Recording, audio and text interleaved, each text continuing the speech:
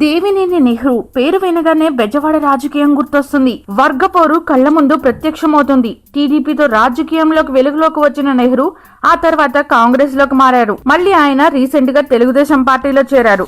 Devineni Nehru 1954 June 22న విజయవాడలో జన్మించారు.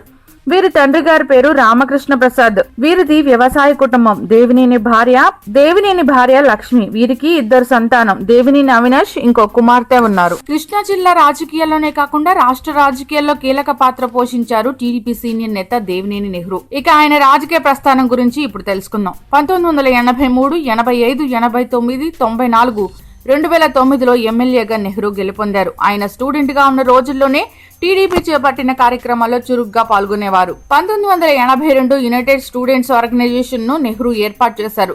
ప్రారంభించిన కొద్ది రోజుల్లోనే ఒక బలమైన శక్తిగా ఎదిగారు.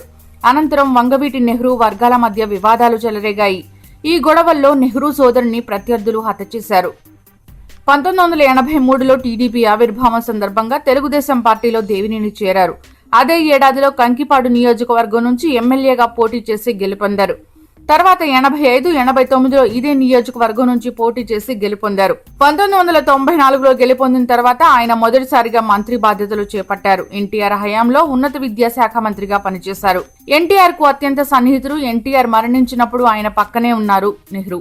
చివరి వరకు ఎన్టీఆర్ తో ఉన్న నెహ్రూ ఆయన మరణానంతరం కాంగ్రెస్ పార్టీలో చేరారు. పార్టీ మారినప్పటికీ ఎన్టీఆర్ తమ దైవం అని చెప్పుకునేవారు. 2004లో కాంగ్రెస్ తరపున పోటీ చేసి ఓడిపోయిన ఆయన 2009లో గెలుపొందారు. 2014 ఎన్నికల్లో పోటీ చేసి ఓడిపోయారు.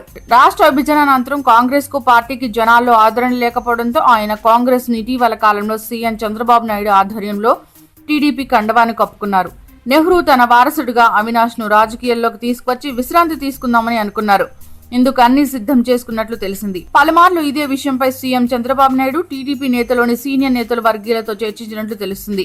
ఇంతలోకే అనారోగ్యంతో చికిత్స పొందుతూ హఠాన్మరణం చెందడం ఆయన కుటుంబీకుల్లో, విజయవాడ వాసుల్లో తీవ్ర విషాదం నిలిపింది.